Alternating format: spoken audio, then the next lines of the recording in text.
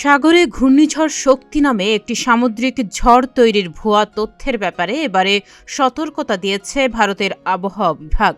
সংস্থাটি সাধারণ মানুষকে ঘূর্ণিঝড় নিয়ে ভুল ভ্রান্তি সম্পন্ন তথ্য নিয়ে আতঙ্কিত না হওয়ার আহ্বান জানিয়েছে।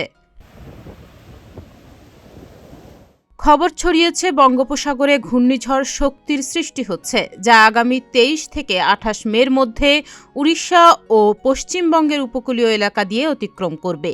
তবে কলকাতার আঞ্চলিক আবহাওয়া কেন্দ্রের পূর্বাভাস কেন্দ্র থেকে জানানো হয়, আবহাওয়া সংক্রান্ত শব্দের ভুল ব্যাখ্যা থেকে বিভ্রান্তির সৃষ্টি হয়েছে। জানা গেছে, আবহাওয়া বিভাগ ঘূর্ণাবর্তের ব্যাপারে জানিয়েছে, কোনো ঘূর্ণিঝড় সম্পর্কে নয়। আর এই ঘূর্ণাবর্তকেই ঘূর্ণিঝড় হিসেবে মানুষ ভেবে আতঙ্ক ছড়িয়েছে।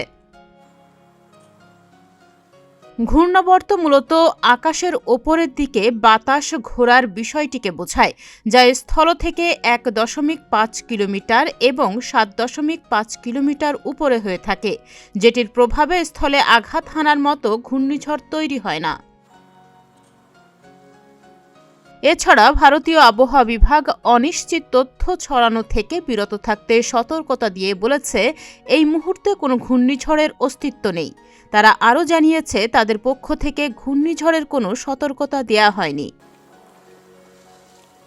আবহাওয়া বিভাগ উল্লেখ করেছে, নির্দিষ্ট সময়ের আগে দক্ষিণ পশ্চিম মৌসুমী বায়ুর আগমন ঘটেছে, যা 13 মে পর্যন্ত বঙ্গোপসাগর, দক্ষিণ আন্দামান সাগর, নিকোবর দ্বীপ এবং উত্তর আন্দামান সাগরের বিভিন্ন অংশে অগ্রসর হয়েছে।